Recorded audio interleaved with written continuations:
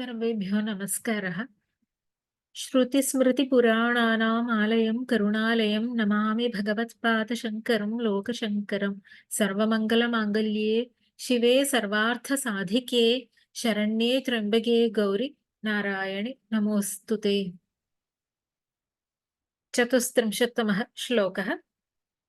शरीरं त्वं शम्भोः शशिमिहिरवक्षोरुहयुगम् तवात्मानं मन्ये भगवति नवात्मानमनघम् अतः शेषशेषीत्ययमुभयसाधारणतया स्थितः सम्बन्धो वां समरसपरानन्दपरयोः।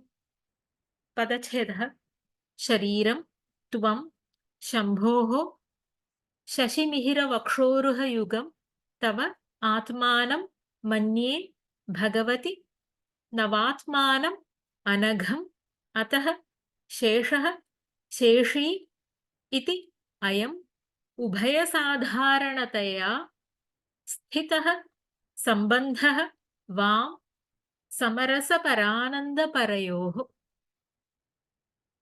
अन्वयः।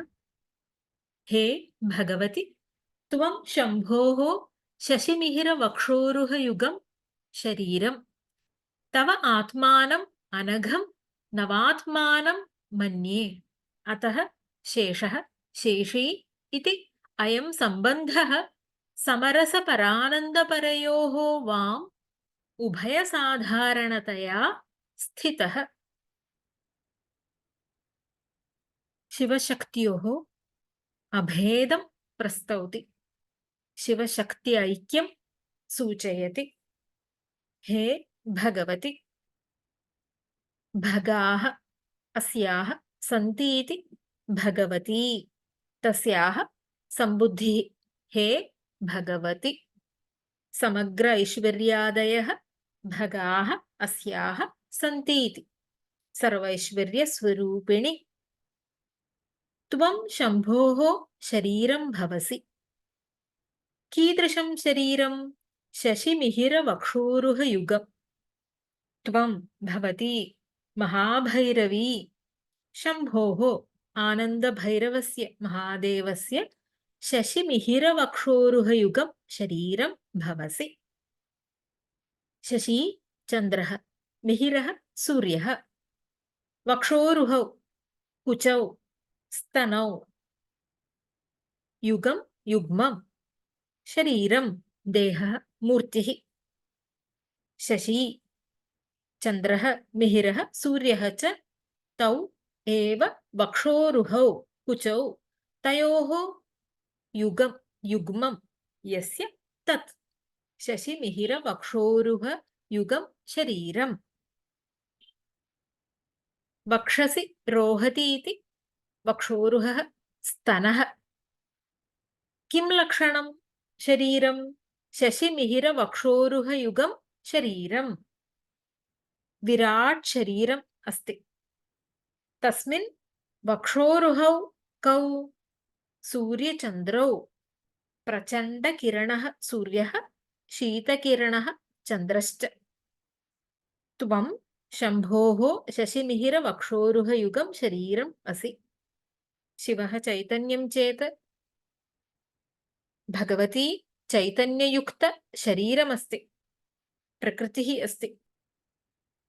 तव आत्मानम् अनघं नवात्मानं मन्ये। तव भवत्याः महाभैरव्याः आत्मानं देहं स्वरूपं शरीरम् अनघं नास्ति अघं नाम पापं यस्य सः अनघं निर्दोषं निर्मलात्मानं निरुपाधिकम् आवरणरूपा अविद्या तद्रहितमिति यावत्। अनघं नवात्मानं मन्ये आनन्दभैरवं नवव्यूहात्मकं। तव शरीरं परमशिवदेहं मन्ये इति भावः। तन्त्रशास्त्रप्रसिद्धमिदं। नवात्मानं मन्ये जानामि निश्चिनोमि। परमेश्वरस्य नवात्मकत्वात् तत् तादात्म्यात् भवत्याः अपि नवात्मानं जायेत इति। महाभैरवस्य नवात्मा इति संज्ञा नवव्यूहात्मकत्वात्। नवव्यूहाः के इति चेत् व्याख्याने उच्यते कालव्यूह कुलव्यूहो नामव्यूहस्तथैव च ज्ञानव्यूहस्तथा चित्तव्यूहः स्यात् तदनन्तरं नादव्यूहस्तथा बिन्दुव्यूहः स्यात् तदनन्तरं कलाव्यूहस्तथा जीवव्यूहः स्यादिति ते नव। काल कुल नाम ज्ञान चित्त नाद बिंदु कला जीव इति। शक्तेः अपि नवव्यूहाः सन्ति। वामा ज्येष्ठा रौद्री अंबिका इच्छा ज्ञान क्रिया शांति परा इति व्याख्याने दत्तमस्ति। तव आत्मानं तव शरीरम् अनघं नवात्मानं मन्ये। अतः अस्मात् हेतोः एवं प्रकारेण ऐक्यात्। अतः शेषः शेषी इति अयं सम्बन्धः समरसपरानन्दपरयोः वाम् उभयसाधारणतया स्थितः। शेषः शेषी सम्बन्धः युवयोः उभयसाधारणतया स्थितः इति। शेषः अप्रधानम् इति। शेषी प्रधानं शेषः अस्य अस्ति इति शेषी इत्ययम् एवं प्रकारः सम्बन्धः शेष शेषिभावरूपः सम्बन्धः सम्यक् बन्धः सम्बन्धः प्रधान अप्रधान सम्बन्धः इति। यथा शब्दार्थयोः सम्बन्ध अंगांगी भावस्वरूपः त्वं शम्भोः शरीरं शम्भुः तव शरीरमिति शेषशेषि सम्बन्धः समरसपरानन्दपरयोः वाम् युवयोः समरसे सामरसयुक्ते परमानन्दः आनन्दभैरवः परा आनन्द भैरवीरूपा चिच्छक्तिः कला समरसे ते परानन्दपरे च तयोः वाम् कथं भूतयोः समरसः च असौ परमानन्दश्च तत्र परयोः तुल्य इच्छया प्रकृष्ट सुखासक्तयोः शिवशक्ति स्वरूपिणोः युवयोः इति। समरसपरानन्दपरयोः वाम् तव इत्यस्य ते युवयोः इत्यस्य वाम् युष्माकम् इत्यस्य वः इत्यपि रूपमस्ति ननु। वाम् युवयोः उभयसाधारणतया स्थितः शेषशेषी सम्बन्धः युवयोः उभयसाधारणतया स्थितः उभयोः भैरवी भैरवयोः साधारण्यात् परस्पर समकालीनतया समप्राधान्येन समानतया शेषशेषी सम्बन्धः उभयस्मिन् सामान्यरूपेण तुल्यतया स्थितः अवस्थितः इति। यथा वागर्थाविव सम्पृक्तौ यथा त्वं शरीरं शम्भु शरीरी तथा नवव्यूहात्मकः भैरवः शरीरं त्वं शरीरिणी इति उभयोः समानता इति भावः। पृथक् पृथक् किञ्चन वस्तु अस्ति तयोः मेलनेन ऐक्यं भवति। अत्र तथा नास्ति। अनादितः समाने रसे विद्यते अतः सामरस्यं तयोः।